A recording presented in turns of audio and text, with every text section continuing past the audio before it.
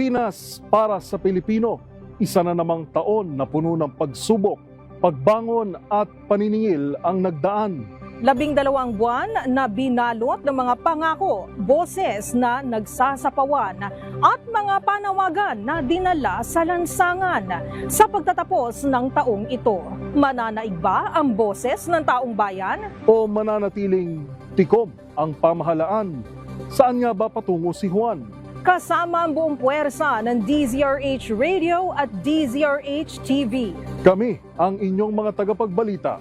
Ako si Yuel Reyes. At ako naman si Karen Oyong. Simulan na natin ang pagbabalik tanaw sa pinakamalalaking balita At pinakamaiinit na issue ngayong taon dito lang sa DZRH Rewind 2025. Isang taon na binalot ng buhat ng kaliwat kanang revelasyon, mga panawagan na umalingaw-ngaw sa lansangan, 12 buwan ng paglaban sa katiwalian at paghahabol sa katotohanan at pananagutan, mga kwento ng pagtindig na sinalubong ng papuri at hinarap ng pambabatikos. Sa pagtatapos ng taon, kaninong boses ang mananaig? Sino ang mananagot?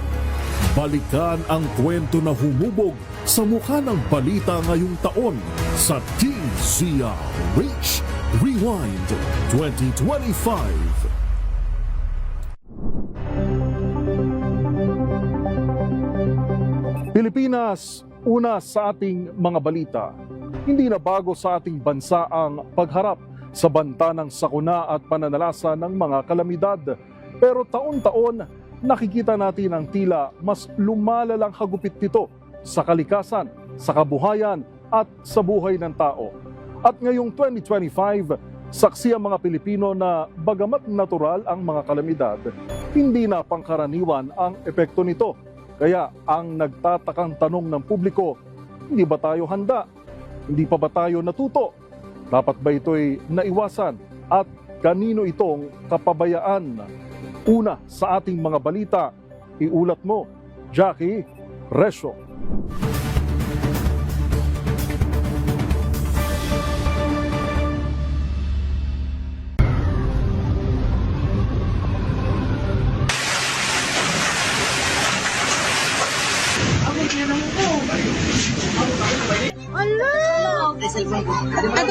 Oy, i-apply nyo sa ano?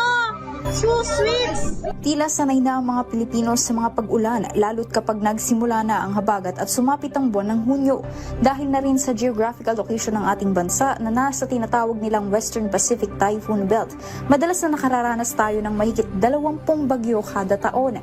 At simula nang may ulat ang pagpasok ng bagyong Auring sa loob ng Philippine Area of Responsibility o PAR noong Hunyo 12 at hanggang nitong Disyembre sa paglakas ng LPA bilang bagyong Wilma ay nakaranas tayo ng 20 bagyo ngayong taon. Pero kahit pa na taon-taon na tayong binabayo ng bagyo't kalamidad at ilan sa ating mga kababayan ay inililikas mula sa kanilang tahanan at ang kanilang ikinabubuhay ay napipinsala. At ang mas malala pa ay ang pagkasawi ng ilang mga mamamayan.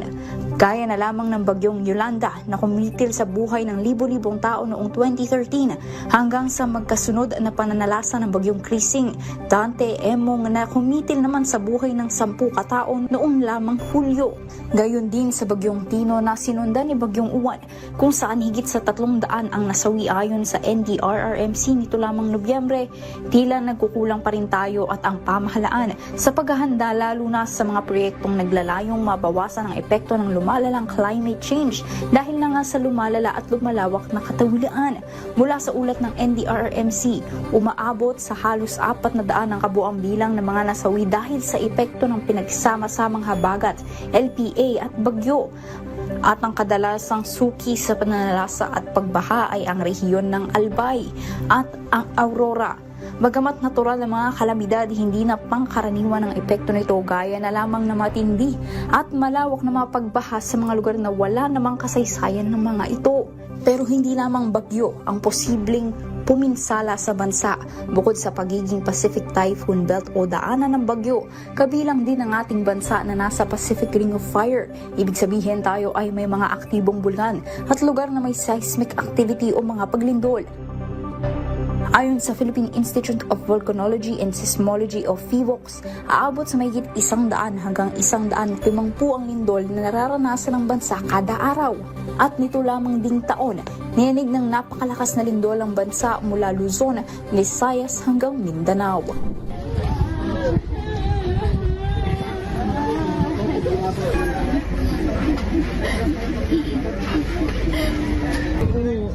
Gaano sila karan? Lahat sila. Mag-asawa, sa dalawang anak nila. Lahat sila na Isang pamilya. Unang gumulat sa lahat lalo na sa mga nasa Cebu, partikular na sa Bugo City, ang pagyanig sa kanilang lugar ng magnitude 6.9 na lindol na kumitil sa buhay ng hindi bababa sa mahigit 80 katao. Ilang araw lamang ang nakalilipas, sinundan naman ito ng magnitude 7.4 at 6.8 na lindol sa Davao Oriental, kung saan nasa 10 katao rin ang napaulat na nasawi. Bagamat hindi natin maiiwasan ang pananalasa ng kalamidad, maaari naman nating mapahina ang epekto nito sa ating bansa. Sa pamamagitan ng maayos at hindi tinipid na mga infrastructure projects, mas marami pa sanang mga Pilipino ang makaliligtas mula sa trahedya. Kaya naman kaakibat ng panalangin, huwag sanang lubhang naapektuhan ng kalamidad ang ating bansa sa mga susunod pang taon. Hindi rin nararapat na makalimutan na may tungkulin ang lahat ng mga opisyal at ahensya ng gobyerno na tiyakin ang seguridad ng bawat Pilipinong naninirahan at nagtatrabaho at nagbabayad ng buwis pampondo ng mga proyektong ito. At dahil sa kapabayaan at kasakiman ng mga nooy nasa pwesto, ay kinakailangan at nararapat lamang na managot silang lahat na sangkot sa katiwalian sa loob ng gobyerno, lalo ang nasa likod at pamumuno ng mga infrastructure projects sa bansa. Para sa DZRH Rewind 2025, ito si Jackie Resio ng DZRH, una sa Pilipinas, una sa Pilipino.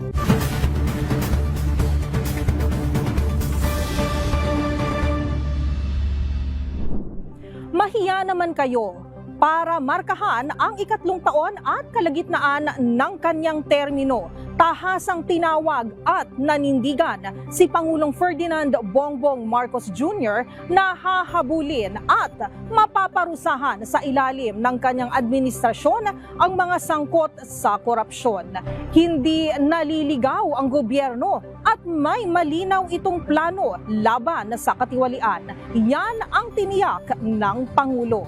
Makakaasa nga ba ang Pilipinas sa pangakong ito? Narito ang presidential report mula kay Ms. Let Narciso.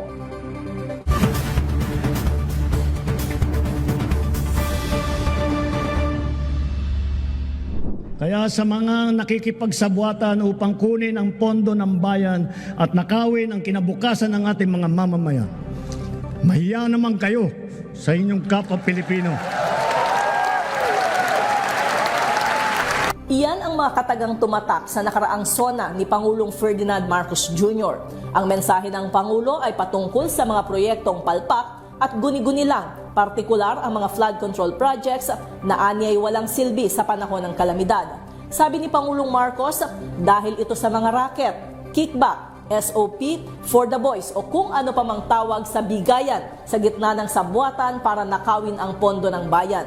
Kasunod nito, pinasimula ng Presidente ang pagkalkal sa mga proyekto kontra baha. Inilunsad ang sumbong sa Pangulo website kung saan makikita ang lahat ng flood control projects ng gobyerno at ilang detalye gaya ng pangalan ng lugar at contractor para makita ang mga impormasyon sa proyekto. Kasabay nito ay iprinisinta rin ni Pangulong Marcos ang inisyal na resulta ng investigasyon kung saan napag-alamang umabot sa higit ₱250 trilyong ang nagastos na pondo ng gobyerno para sa halos 10,000 flood control projects mula July 2022 hanggang May 2025. Pero higit 6,000 sa mga nasabing proyekto ang hindi tinukoy kung anong klaseng flood control project. Nadiskubre pa na ilan sa mga proyekto sa iba't ibang lugar ang magkakapareho ng halaga ng kontrata, na ibig sabihin ay pare-pareho ang disenyo at mga materyales kahit magkakaiba ng lokasyon at istruktura ng lugar. Pinuna rin ng Pangulo ang hindi tugbang flood control projects sa mga probinsya na palaging binabaha at ibinunyag na 20% ng mga kontrata ang napunta lang sa 15 contractors. Sa 15 kontratista, 5 ang may proyekto sa halos lahat ng rehiyon sa buong bansa. Matapos bahain ng reklamo ang online portal, binuo ni Pangulong Marcos ang Independent Commission for Infrastructure na inatasang mag-imbestiga sa mga irregularidad, maling paggamit ng pondo at posibleng korupsyon sa mga proyekto ng gobyerno, partikular sa flood control sa nakalipas na 10 taon. Pinamunuan ito ni dating Supreme Court Associate Justice Andres Reyes Jr. kasama sina dating DPWH Secretary Rogelio Singson at Accountant Auditor Rosana Fajardo. Ilan lamang sa mga pangalang inirekomenda ng ICI para sampahan ng mga kasong kriminal at administratibo sa Office of the Ombudsman, sina Senador Jinggoy Estrada, Joel Villanueva, dating Senador Bong Revilla, dating Speaker Martin Romualdez, resigned Representative Zaldi Co, dating DPWH Secretary Manuel Bonoan at iba pang dating opisyal ng ahensya. Pero sa ngayon, ang nakasuhan pa lang sa Anti-Graft Court ay si Co at mga opisyal ng kanyang dating kumpanya at mga dating opisyal ng DPWH sa Oriental Mindoro. Tapos na yung kaso nila, buo na yung kaso. Makukulong na sila. Wala silang Merry Christmas. Binulabog naman ng balasahan ang ehekutibo na nag-ugat rin sa flood control scandal. Unang napalitan si Bonoan sa DPWH sa pamamagitan ni Secretary Vince Dizon. Nakaladkad rin sa issue ang pangalan ng ilan pang opisyal o kanilang mga tanggapan gaya ng Office of the Executive Secretary at si Budget Secretary Amina Pangandaman. Kasunod nito nawala sa pwesto sina dating Executive Secretary Lucas Bersamin na pinalitan ni Secretary Ralph Recto.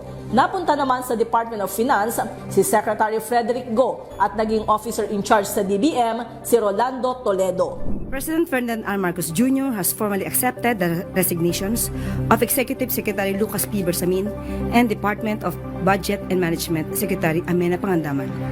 Both officials respectfully offered and tendered their resignations out of delicadeza.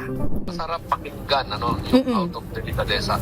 Pero hindi naman totoo yan. Hindi ako nag-resign. Bago pa ito ay nauna nang nagkaroon ng rigudon sa gabinete nang hingin ni Pangulong Marcos ang courtesy resignation ng kanyang mga opisyal.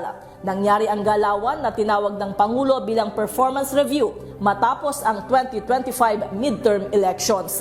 Aminado si Pangulong Marcos na dumaraan ang Pilipinas sa mabigat na pagsubok, bunsod ng eskandalo sa flood control projects na ang ugat ay korupsyon. Pero tiniyak nito na hindi naliligaw ang gobyerno at may malinaw itong plano laban sa katiwalian. Determinado anya ang administrasyon na habulin at parusahan ang mga pang-aabuso. Kaya naman positibo ang presidente na pagkatapos ng masalimuot na yugtong ito ay mas magiging maayos ang direksyon ng bansa at magiging sulit ang tiniis na hirap ng mga Pilipino para sa pagbabago. We have to go through that pain, go through the difficulty, go through the anguish that the country is going through now. But we are Filipinos. We may be bleeding now, but we will also heal very, very quickly. Para sa DZRH Rewind 2025, ito si Lieutenant Narciso ng DZRH. Una sa Pilipinas, una sa Pilipino.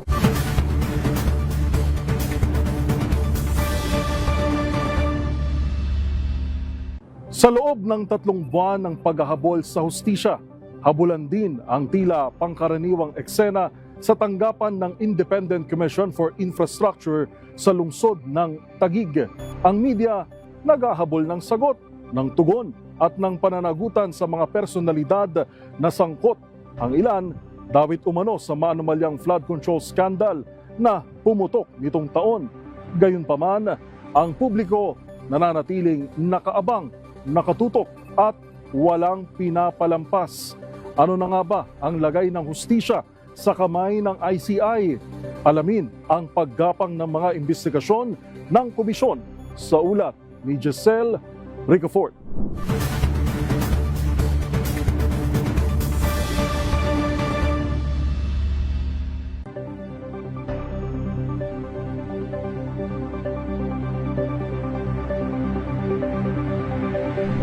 Sa 6 na entrada o pasukan sa Independent Commission for Infrastructure sa Taguig City, pangkaraniwan na ang habula ng media at ng ilang imbitadong kinakaladkad sa anomalya sa mga proyekto sa flood control. Ang ilan kasi sa tinatawag nilang resource person, tila iniilaga ng mga mamamahayag na naghihintay sa kanila sa main entrance ng komisyon. Halos 3 buwan matapos itatag sa bisa ng Executive Order No. 94 noong September 11 ng Pangulo, sino-sino na nga ba ang mga nahabol ng komisyon na inatasang silipin ng katiwalian sa mga proyekto sa flood control at iba pang kaugnay na proyekto sa nakalipas na 10 taon? Yung Anti-Money Laundering Council nakakuha na po ng 2 freeze order. This brings the total amount of assets frozen to about 12 billion pesos. Kasama po dito ang mga air asset ni Saldico, ang value mga 4 billion. At bukod pa ron, meron po tayong nakuhang 3,566 na bank account, 198 insurance policies, 247 motor vehicles, 178 real properties, 16 na e-wallet account at saka air asset na frozen na. Na si Henry Alcantara ay nagbalik na ng 110 million sa gobyerno at sa loob ng 2 linggo ay magbabalik pa ng 200 milyon. Lumarga ang trabaho ng ICI noong September 15 pero ang kanilang mga hearing closed door o hindi maaring tunghayan ng parehong media at ng ating mga kababayan. O hindi pa rin nila ipinapakilala sa atin ano na ba ang nangyayari. Itinatago nila yung mga dapat na bulgar na ipinapakita sa taong bayan. Oktubre 22 na papayag ang Independent Commission na isa publiko na ang kanilang mga pagdinig. Nobyembre 21, inilabas na ng komisyon ang kanilang mga panuntunan. Pero mahigit 1 buwan matapos ang pangako sa ating mga kababayan na transparency ang panawagan. I request that an executive session that we filed a request for an executive session. And they asked either a live streamer, no? Disyembre 2 isinagawa na ang kauna-unahang pagsasapubliko sa pagdinig ng komisyon na ang buena mano si Laguna 4th District Representative Benji Agaraw. Pinabulaanan niyang tumanggap siya ng 9 na milyong piso mula sa mga diskaya at wala rin umanong regalong exotic bulldog sa mambabatas. Hindi po ako mahilig sa bulldog dahil po malaway po yun eh. Talaga pong ang first love ko pong aso ay German Shepherd. Hindi kayo magbigay sa amin ng phone records saka messages ng cellphone ninyo para ma-verify namin. May mga ibang detalye po to na hindi ko po pwedeng baka po magalit ang asawa ko. Kaya ayaw namin ng live streaming, naririnig ng mga tao. Sunod na sumalang sa live stream na hearing ang mga opisyal at kinatawan ng Land Bank upang ipaliwanag ang proseso sa budget preparation, fund allocation at mekanismo sa daloy ng pondo mula sa Budget Department pa DPWH at mga kontratista ng pamahalaan. Aside from multiple ownerships, there is a large transaction beyond 50 million. That should trigger something, no? The reason of the contractors is that they have to open accounts per project, sir. So that's per project. So that's their monitoring system. Can you believe them?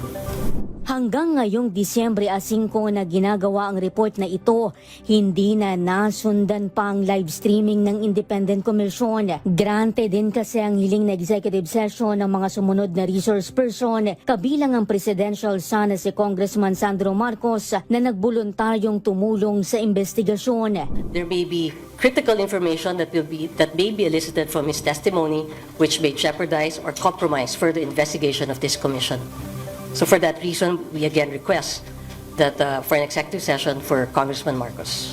We grant your request. Sa report ng Philippine for Investigative Journalism, sina Sandro at dating House Speaker Martin Romualdez di umano ang top recipient ng pork barrel fund sa budget. Tumanggap umano ang House Majority Leader ng 15.79 na bilyong piso na allocable fund mula 2023 hanggang ngayong taon. Bukod pa ito sa paratang ni resigned Congressman Saldico na responsable umano ang anak ng Pangulo sa 50.7 na bilyong pisong budget insertion. It's pure fabrication and pure lies.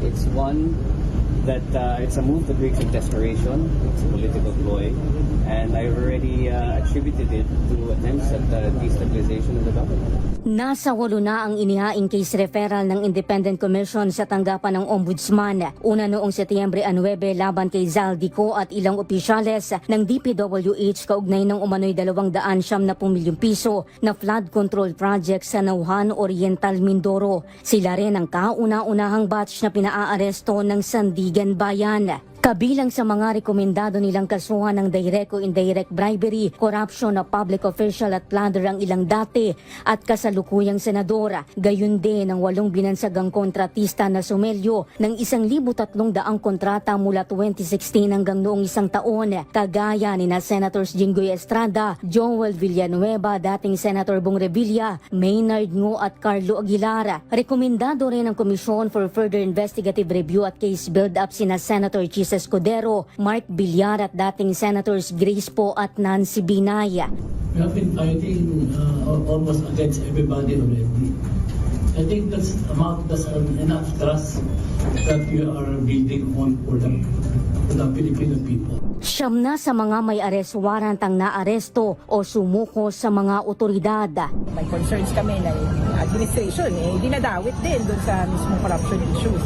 Hindi natin alam kung abutin nila yung ganun kataas.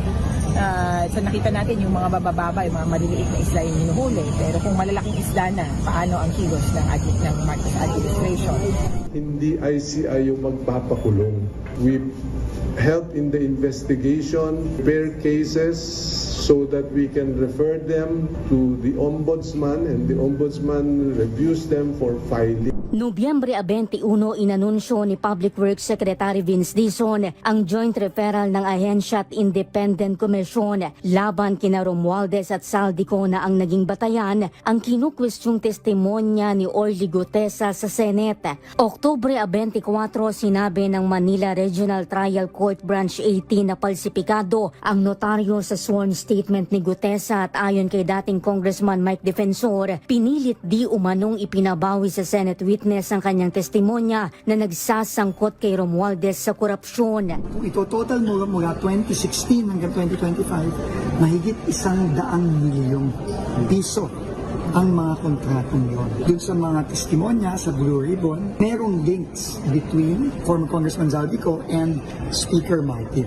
Sa inilabas naman na kopya ng referral ng ICI laban kay Romualdez, nakadiin na for further investigation lamang ang kanilang rekomendasyon. Wala rin daw anumang findings o konklusyon ng guilty o liability sa parte ng dating pinuno ng mababang kapulungan. We're still reviewing the affidavit submitted to us, yung second affidavit, yung affidavit na sinabit sa amin ni former speaker. At the same time, if there's a necessity or kung kailangan pa siya imbitahin pabalik.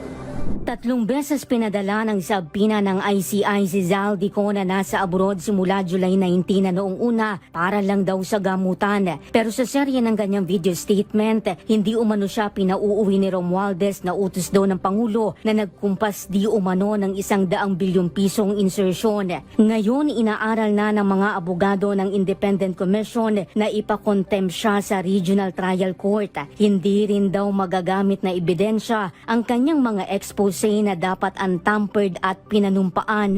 Pero habang papauwi na ako, tinawagan ako ni dating Speaker Martin Romualdez at sinabihan, stay out of the country. You will be well taken care of as instructed by the President.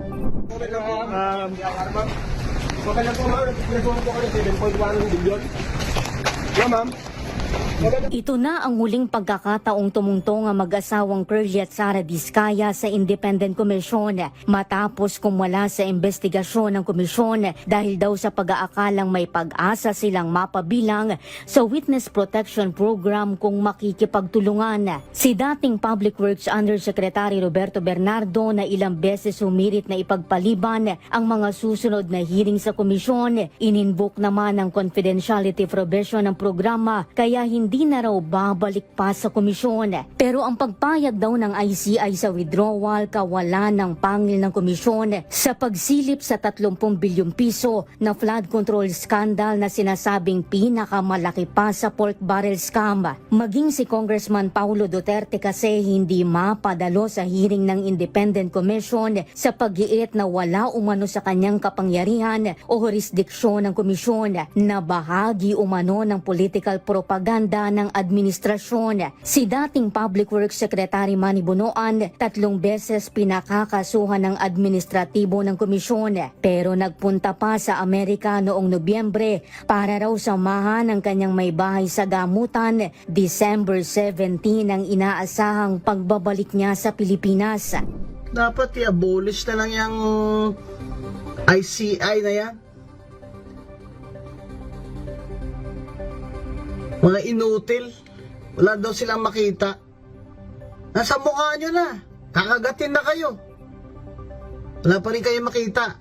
Kasi yung utos sa inyo ni BBM, si Saldi ko lang. Pero bukod sa mga diskaya na naka-hot seat ngayon, nasaan na nga ba ang iba pa sa 15 kontratistang kumorner ng 100 bilyong piso na proyekto sa flood control sa gobyerno batay sa anunsyo ni Pangulong Marcos? Yes, we did. It's just gathering data.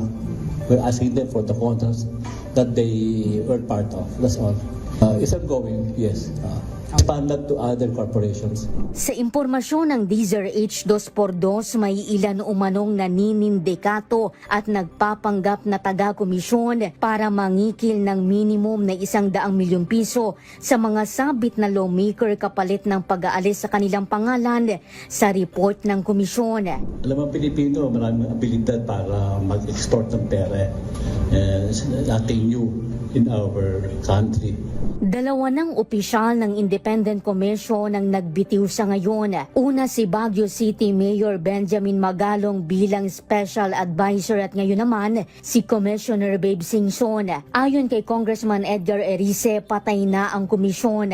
Naramdam daw ni Singson na nagiging punching bag na lamang at baka maakusahan pang washing machine ng palasyo kaya daw ito nagbitiw. Because of the stress, my 77-year-old body cannot take it anymore.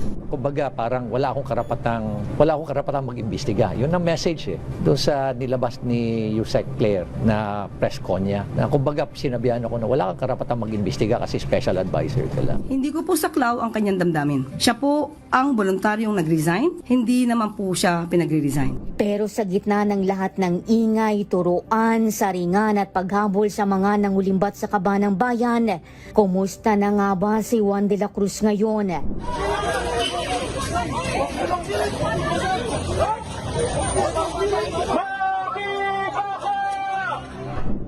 Walang alipin at may kalayaan.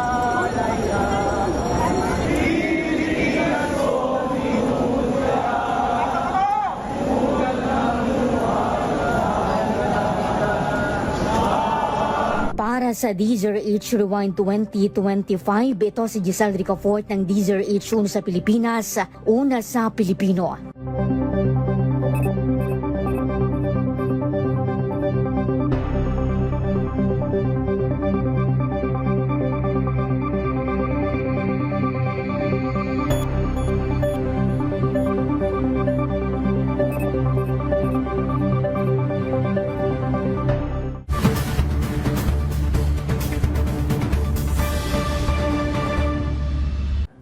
Tatlong mukha ang humarap sa publiko. Dala ang titulo na Hepe ng Philippine National Police ngayong taon.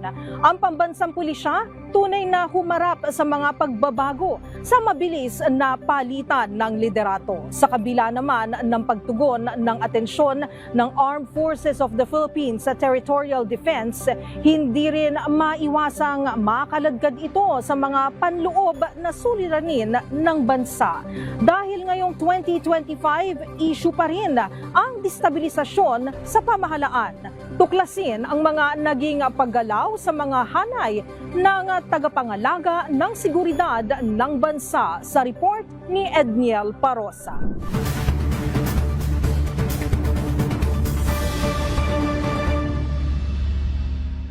Tatlong hepe ng pambansang pulisya ang dumaan sa Kampo Crame ngayong 2025. Bagong acting leadership ni Police Lieutenant General Jose Melencio Nartates Jr.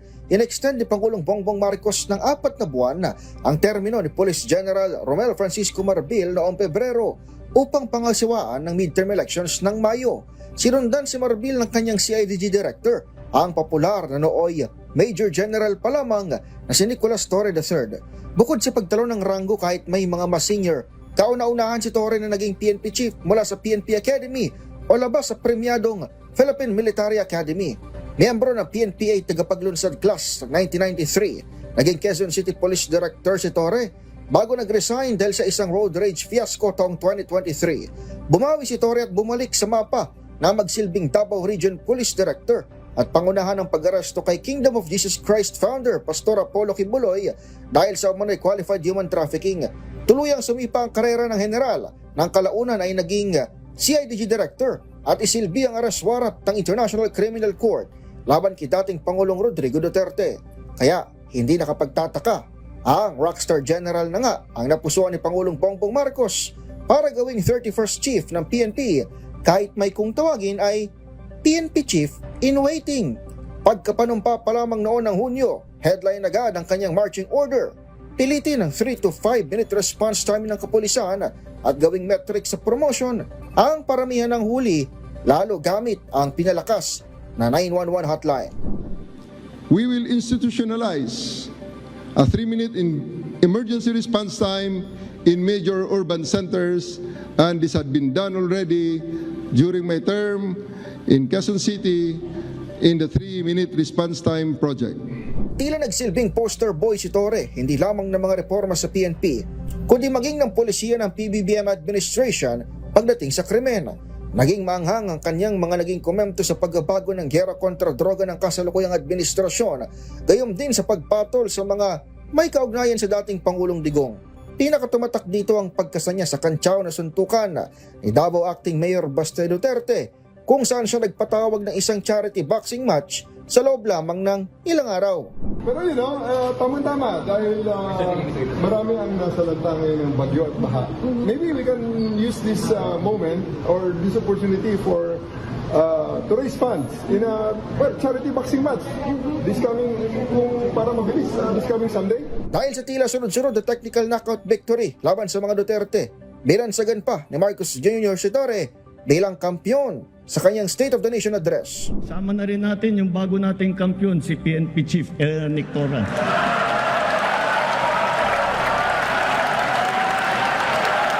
Pero ang mga papuri, palakpakan at hiyawan, mabilis nahipan ang nagbagong hangin.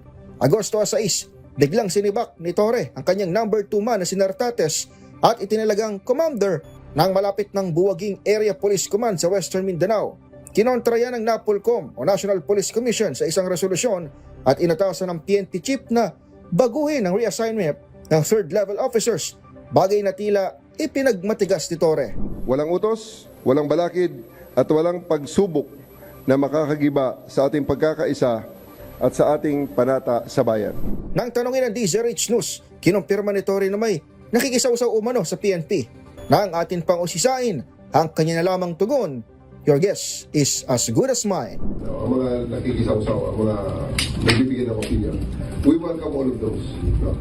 May mga statements nga lang na right now ay nakikita natin ay nakaka-damage more than nakakatulong sa ating organisasyon. And we're going to address that internally.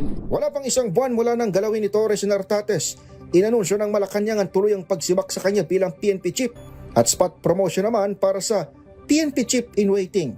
Marami ang nabigla, bagamat may ilang linggo nang umuugong ang banggaan ng opisyal at ng NAPOLCOM. Paliwanag ng DILG. When you have issues arising, you must resolve it according to the rules of the institution, and that's what we are doing. This is not a popularity contest.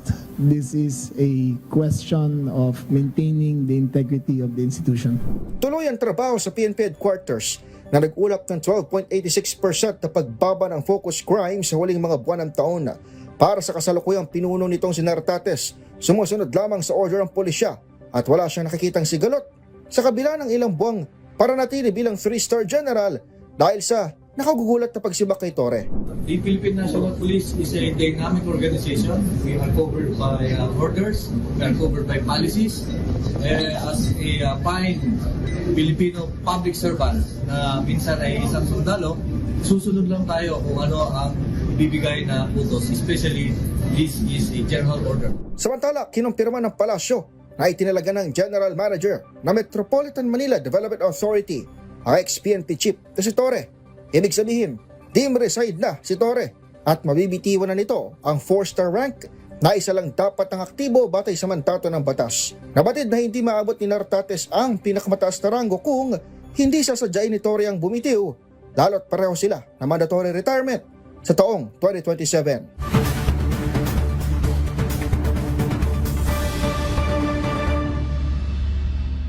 Puspusan ang pagbabantay ng Armed Forces of the Philippines sa external defense mula sa dekada ng pagtutok sa internal security ng bansa. Sa pagtatapos ng nakarang taon, inulat ng militar na naubos na nito ang lahat ng active front ng New People's Army habang nakaranas naman na umano ng leadership vacuum ang mga local terrorist groups. Kaya habang inaapura ang AFP modernization, saka naman tuloy-tuloy sa paghasa ang kasundaluhan sa kakayahan nitong ipagtanggol ang exclusive economic zone sa ilalim ng Comprehensive Archipelagic Defense Concept. Saksi ang DZRH News sa katangi-tanging coverages ngayong taon nang mapilang inyong lingkod bilang nag-iisang radyong napasama sa ilan sa 13 Multilateral Maritime Cooperative Activity o Joint Military Activity sa West Philippine Sea kasama ng mga kaalyadong bansa gaya ng Amerika at Japan. Gayun din, nasaksihan natin ang personal kung paano ang buhay sundalo sa Kalayaan Island Group sa gitna ng lumalalang konstruksyon ng mga base ng ibang claimant gaya ng China. Pero hindi na lamang sa kanlurang nakatingin ng mga sundalong Pinoy, kundi maging sa norte, kung saan mayat-maya na rin ang mga military drill. Halimbawa nito ay ang huling Philippines-US Balikatan exercises kung saan tampok ang isang full battle simulation. Do not be content with securing just the northern hemisphere up to Mavulis Island. Start planning for actions in case there is an invasion of Taiwan. Sa kabila ng pagtuon ng atensyon ng AFP sa territorial defense, hindi pa rin talaga maiwasang makaladkad dito sa mga panloob na suliranin ng bansa. Ngayon 2025, lalo pang umingay ang destabilisasyon sa pamahalaan, partikular na ang pagkalampag ng ilang nagpakilalang retiradong general kasabay ng mga isyu ng korupsyon sa gobyerno. Nagsimula ito sa mga pagkontra sa ilang pulisya ng AFP sa West Philippine Sea na nakapaskil sa social media hanggang sa unti-unti nang magsagawa ng pagkilos ang United People's Initiative o UPI. Ilan pa nga sa kanila ang ilang beses tagpanumpalik sa tapat ng gate ng Campo Aguinaldo at nakausap pa si General Browner. Pero paglilinaw na AFP chief, hindi totoo ang mga lumalabas na ulap na muntikan ng mapatalsik sa pwesto ang Commander-in-Chief na si Pangulong Bongbong Marcos noong kasagsagan ng malawakang September 21 rallies na sinabayang di umano ng tangkang military junta. Sabi ni Browner sa DZRH, hinarap niya ang UPI pero nanindigan siyang hindi nalalahok ang mga sundalo sa usapin ng politika. Alam niyo po, pagka nangyari itong mga any of these three, ay hindi po maganda para sa ating bayan. Dahil maapektuhan yung ating ekonomiya. Gayet pa ng AFP, hindi rin totoong nagbubulag-bulagan ng institusyon sa katiwalian at sa halip katuwang pa nga ng Binoong Independent Commission para sa paghagilap ng mga ghost flood control projects. From this 30,000 projects, 10,000 na po yung ating na-inspect from the side of the Armed Forces of the Philippines. And it turned out that a total of around 252 of this na mga naikot na po namin are ghost projects from 2016 to present. Palaisipan tuloy sa AFP kung sino o ano ang totoong nasa likod ng mga rally at panawagang target umanong pagwatak-watakin ang sandatahang lakas. The support system was unusual when it comes to admin requirements or admin support given to the participants of the rally. And we are checking all possible leads, especially when it comes to funding. If these were done by domestic or maybe even, for all we know, foreign groups, we're checking all possible leads. Pagbubunyag ng Malacanang, iniimbestigahan na ng AFP at intelligence community ang lumutang na listahan ng mga pangalan sa social media na maaring sangkot sa desktop plot sa pangunguna ni Vice President Sara Duterte, Congressman Pulong Duterte at Chavit Singson bilang mga umano'y financiers. Babala ng kagawaran ng tanggulang pambansa, maaring may koneksyon o implikasyon ang internal issues at ugong ng destabilisasyon sa external threat ng pagbabantay sa West Philippine Sea. Habang tumatagal ito o kaya bilisan naman ito na hindi ka panipaniwala sa taong bayan, magsusugat ito, magnanana ito. Sa ngayon, tiniyak ni PBBM ang suporta sa modernisasyon ng AFP na pinalalahanang manatiling tapat sa saligang batas at sa demokrasya. We will not let deceptive narratives distract us nor weaken our resolve. We bring forward a modern AFP that is capable, credible, and steady. Para sa DZRH Rewind 2025, ako si Edniel Parrosa ng DZRH. Una sa Pilipinas, una sa Pilipino.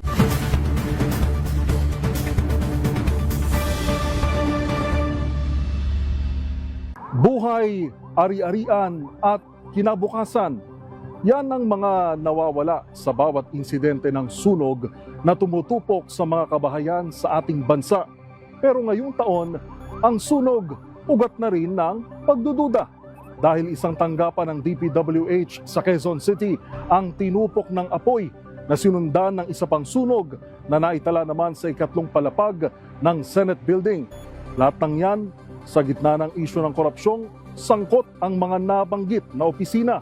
Sa report ni Josa Cruzat, balikan ng mga insidente ng sunog na sumiklab sa bansa. Alerto nga ba ang mga Pilipino o kulang sa paghahanda?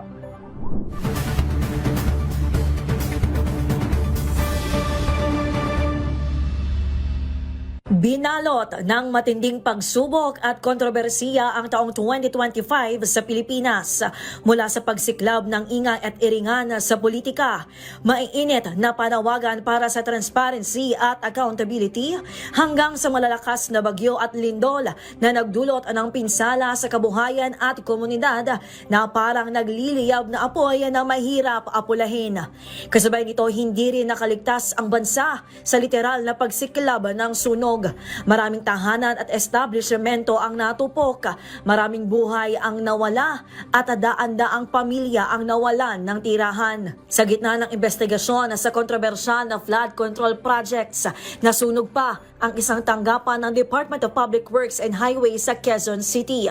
Ayon sa ahensya, walang dokumento na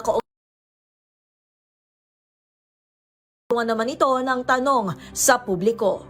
Batay sa ulat ng Bureau of Fire Protection, naitala ang halos 50% na pagbabalang insidente ng sunog mula Enero hanggang Marso 4 ngayong taon kumpara sa kaparehong panahon noong 2024. Mahigit 2,400 na sunog ang naiulat sa unang 64 na araw ng 2025, 43% na mas mababa kumpara sa higit 4,300 na kaso noong nakalipas na taon. Gayunman, may mga insidente pa rin nag-iwan ng pinakamamabigat na trahedya. Hindi lang tumupok ng ari-arian, kundi kumitil ng buhay at sumira sa kabuhayan ng maraming Pilipino. Isa sa pinakanakakahilakbot na sunog ngayong taon ang nangyari sa isang 3-story rental house sa Barangay San Isidro, Galas, Quezon City noong Pebrero, kung saan 8 ang nasawi. Ayon sa investigasyon, 3 sa mga namatay ay menor de edad. Kwento ng ilang mga nakaligtas, napilitan silang umakyat sa bubong para maisalba lang ang sarili. 3 naman ang nasawi sa sunog sa Barangay Concepcion 1, Marikina noong unang bahagi ng Marso. Ayon sa BFP, posibleng nagmula ang sunog sa isang electrical post na naapektuhan ng matinding init. Sa dulo ng Marso, isang 3 taong gulang na bata ang namatay sa nasusunog na bahay sa Barangay Namaya ng Mandaluyong. Natuklasang katabi ng bahay ang isang litsunan at malaking bodega ng karton na lalo pang nagpabilis sa pagkalat ng apoy. Pagsapit ng Burmans, 4 ang namatay at 8 ang nasugatan sa sunog na iniuugnay sa firecracker explosion sa Barangay Marulas, Valenzuela City noong September 24. Natagpo ang may bakas ng pyrotechnic powder sa bahay kung saan nagmula ang pagsabog. Hindi rin nakaligtas ang Barangay 105 sa Happyland Tondo, Maynila na tinupok noong Agosto 9. Dahil gawa sa magagaan na materyales ang karamihan sa bahay, mabilis na kumalat ang apoy at itinaas hanggang Task Force Charlie. Nag-deploy pa ang Philippine Air Force ng helicopter para magbuhos ng tubig. Daan-daang pamilya ang nawalan ng tirahan at maraming nakaligtas nang wala ni katiting na ari-arian. Sa kasunod na buwan, tinupok ulit ng apoy ang Happy Land na itinaas hanggang Task Force Bravo. Tumagal ng halos 10 oras bago tuluyang naapula ang sunog. Nag-iwan ito ng daan-daang pamilyang apektado at umabot sa milyon-milyon ang halaga ng mga ari-arian ang napinsala. Sa panayam ng DZRH kay BFP NCR Fire Senior Inspector Leslie Ann Ramos, may paraan pa rin para maiwasan ang ganitong trahedya. Karaniwan po sa mga sanhi po ng sunog sa ating bansa na kaya naman nating iwasan is yung mga faulty electrical connections. Unang-una po yan. Ano nga po ba to? Ito po yung mga outdated wirings na sobrang mga tatagal na po, mga improper installations, or yung mga overloading or off electrical circuits natin. Next po is yung mga open flames from unattended cooking or mga kandila din po. Kung minsan dahil sa ang Pinoy po ay multitasker, napakaraming gustong matapos sa isang oras, ang ginagawa po, nagluluto, naglalaba, naglilinis, hindi nila alam na iiwan na po ang kanilang mga niluluto tapos nagkukos na po yun ng sunog sa kanilang mga tahanan. Ngunit hindi lang mga komunidad ang tinupok ng apoy. Sa gitna ng flood control controversy na sunog ang isang tanggapan ng DPWH na lalong nagpaigting sa tanong ng publiko. Noong October 22 na sunog ang bahagi ng Bureau of Research and Standards Building sa Quezon City. Sa pahayag ng DPWH, tiniyak nilang walang dokumentong may kinalaman sa anomalya ang nasunog at regular materials lamang ng Bureau ang natupok. Ngunit sapat ba ang paliwanag o may dapat pang ipaliwanag? Nobyembre at 30 sumiklab ang sunog sa ikatlong palapag ng Senate Building. Sa pahayag ni Senate President Tito Soto, nangyari ang sunog sa opisina ng Legislative Technical Affairs Bureau Director na si Jim Rico Hermoso at pinabulaanan ang unang ulat na malapit ito sa Blue Ribbon Committee na siyang nag-iimbestiga sa flood control mess. Aksidente man o hindi, sinadya man o may kapabayaan ang pagsiklab ng isang sunog, nananatiling hamon sa bawat Pilipino ang pagiging alerto at handa mula sa mga komunidad hanggang sa mga ahensya ng gobyerno. Sa pagtatapos ng 2025, tuluyan na ba nating mapapatay ang apoy ng trahedya o mauulit pa rin ang parehong kwento sa taong 2026? Para sa DZRH Rewind 2025, ito si Josa Cruzat ng DZRH. Una sa Pilipinas, una sa Pilipino.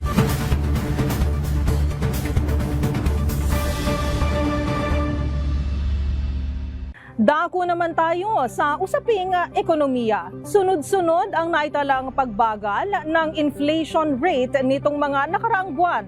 Sa katunayan, isa sa pinakamababa sa loob ng 6 na taon. Humina ang piso, tumaas ang presyo ng petrolyo, dagdag pa ang pondo na nasaid at naubos dahil sa sunod-sunod na bagyo na nakaapekto sa merkado. Pero batay sa ulat ng gobyerno, umuunlad at progresibo ang Pilipinas. Ito'y sa kabila ng higit 2 milyong Pilipino na walang trabaho. Sa gitna ng hindi nagtutugmang datos at karanasan ng mga Pilipino, para kanino ba ang progreso ng ekonomiya? Alamin sa report ni Sofia Gans.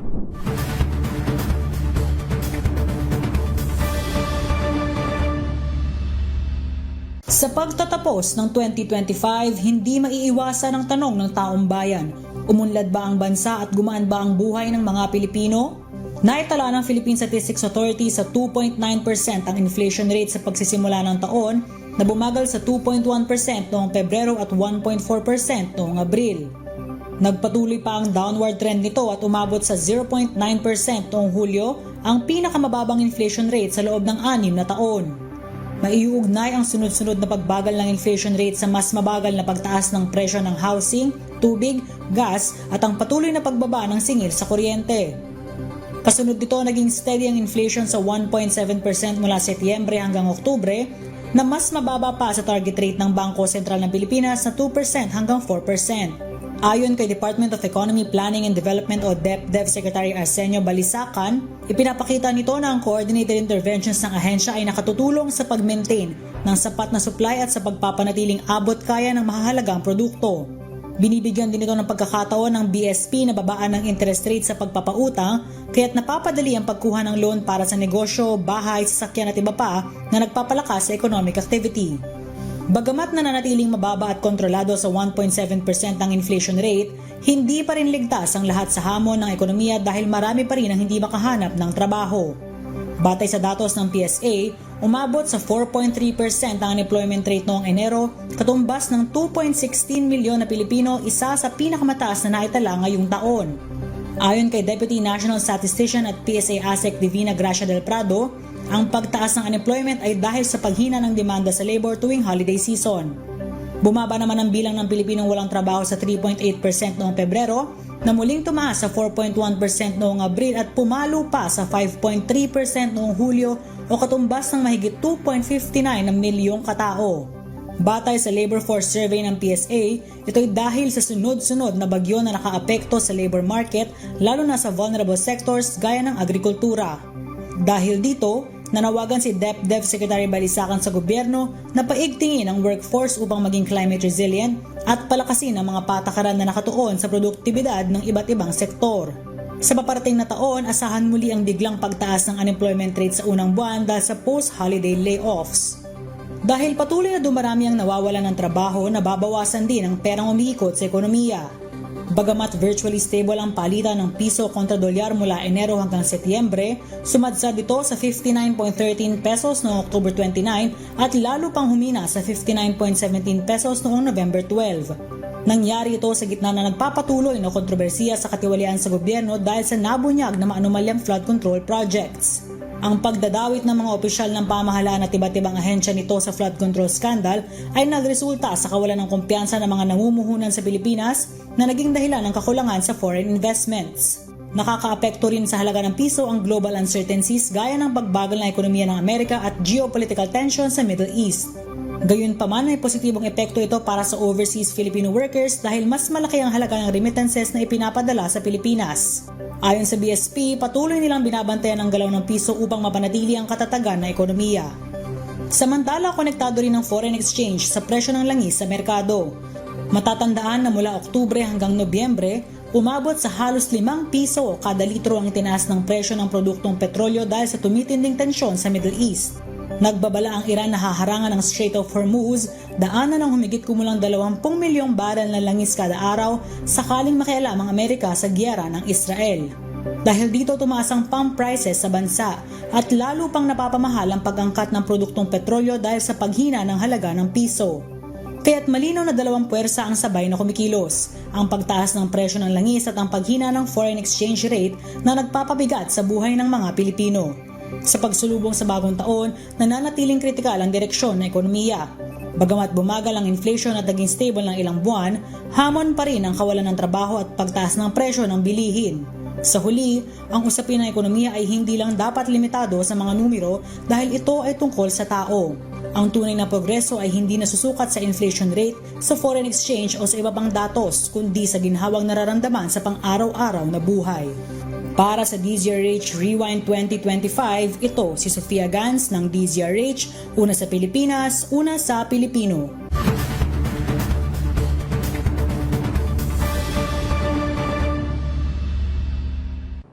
Ngayong taon, mas napatunayan ng bansang Pilipinas ang halaga ng transparency sa pamamahala, gayon din sa pamamahayag.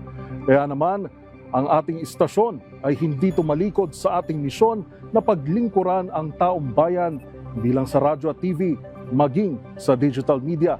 At ngayong taon, nakita natin ang bunga ng ating dedikasyon. Dahil ngayong 2025, pinatunayan ng DZRH ang husay nito sa larangan ng pagbabalita at public service matapos magwagi ng mga parangal mula sa iba't ibang award-giving bodies.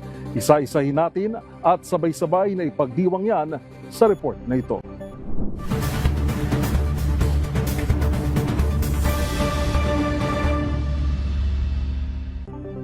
This 2025, DZRH marks 86 years of excellence and public service. Muling pinatunayan ng DZRH ang husay nito sa larangan ng pagbabalita at public service matapos magwagi ng maraming parangal mula sa iba't ibang award-giving bodies.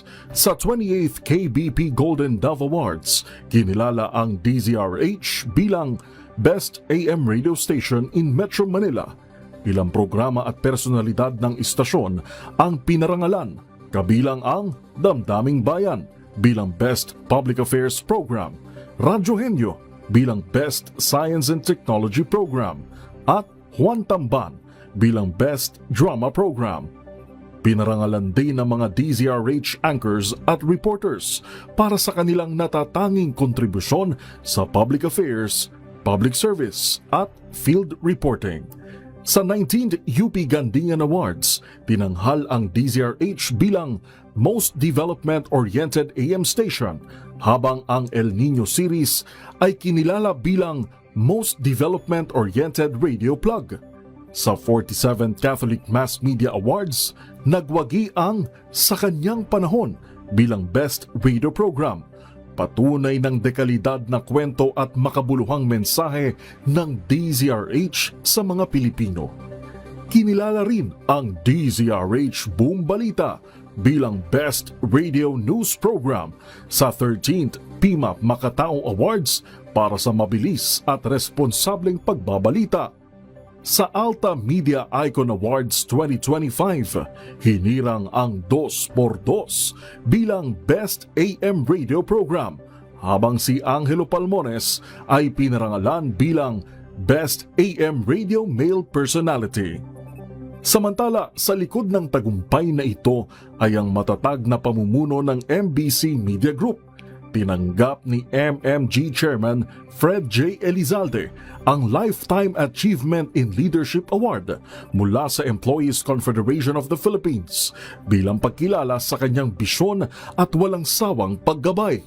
Kasama si MMG President Ruperto S. Nicdao Jr., kinilala rin siya bilang MSAP Media Icon, mga lider na patuloy na humuhubog sa kinabukasan ng Philippine media. At higit sa lahat, bilang patunay ng tiwala ng milyong-milyong Pilipino, nananatiling number 1 ang DZRH sa Metro at Mega Manila sa Kantar Radio Survey 3rd quarter of 2025. Sa gitna ng mabilis na pagbabago ng panahon at teknolohiya, isang pangako ang nananatili.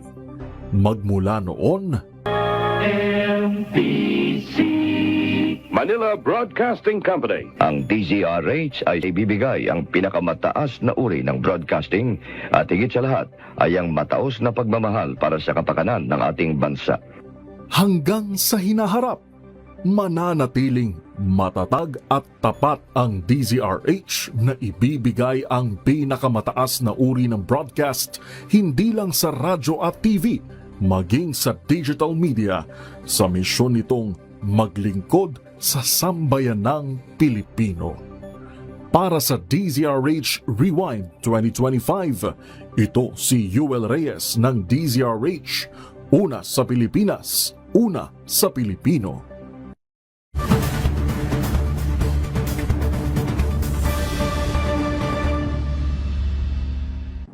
Sa gitna ng isyu ng korupsyon na naghahari ngayon sa ating bansa, hindi natin palalampasin ang tagumpay na ating nakamit. Mga marka ng pag-usad, mga tanda ng pag-unlad. Malayo na at malayo pa ang tatahakin ng Pilipinas tungo sa tunay na hustisya. At sa ngayon, mananatili tayong tapat sa paghahatid ng impormasyon at sa pagpapaigting ng panawagan ng taong bayan. Hindi pa nagtatapos ang ating pagbabalik tanaw sa malalaking balita at may init na isyu na ating sinundan at tinutukan. Walang bibitiw dahil magbabalik kami bukas para sa ikalawa at huling bahagi ng ating year-end reports. Mula sa kauna-unahan sa Pilipinas, DZRH, ako si Yuel Reyes. Ako naman si Karen Oyong at ito ang DZRH Rewind 2025.